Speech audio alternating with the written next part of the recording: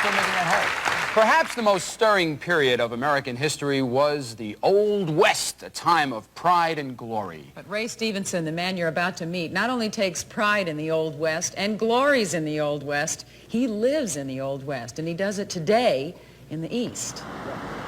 This is the V6 Buick assembly plant in Flint, Michigan, where workers are surrounded by the super technology of the auto industry.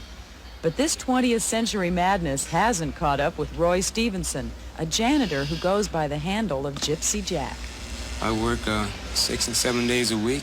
You're sitting there all day, listening to a racket you heard today. It's noisy in it. You get wound up and you get problems, and you want to sit down in a nice place and have a drink. I made the kind of atmosphere I enjoy, sitting back and relaxing in, and other people enjoy seeing too.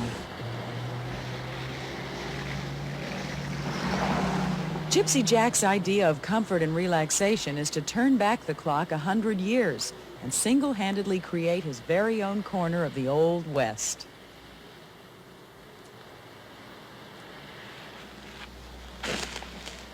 Well, it took me maybe 10 years, I guess. I bought the house in September of 1970, and from the time I bought it up until this date, I've been working at it and adding more and more to it. I had hardly nothing when I come here. I had a lot of room.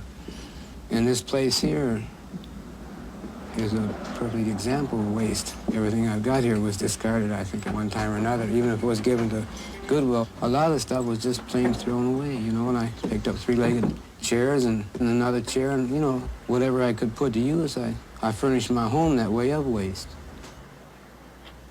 And when he gets home, Gypsy Jack wastes no time slipping into something more comfortable. After all, if you're going to fantasize about living in the Old West, you might as well dress the part, too.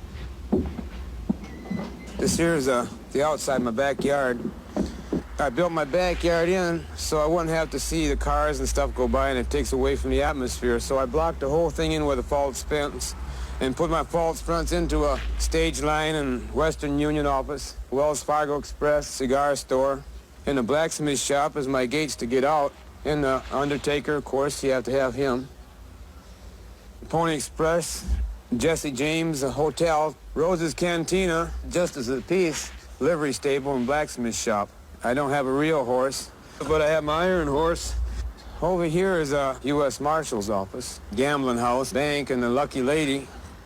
While the false fronts of an era gone by make Gypsy Jack's backyard look like the western town of a movie lot, the inside of his house resembles a Hollywood set, complete with cantina, barber shop, telegraph office, funeral parlor, and over 25 years of collectibles, memorabilia, and taxidermy.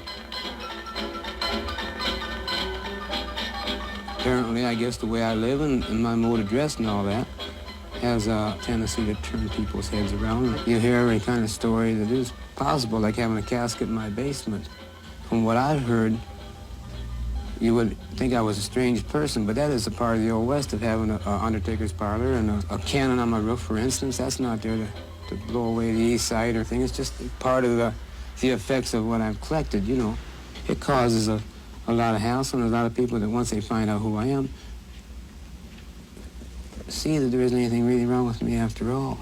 I'm just like they are, except I'm living in a different style, you know.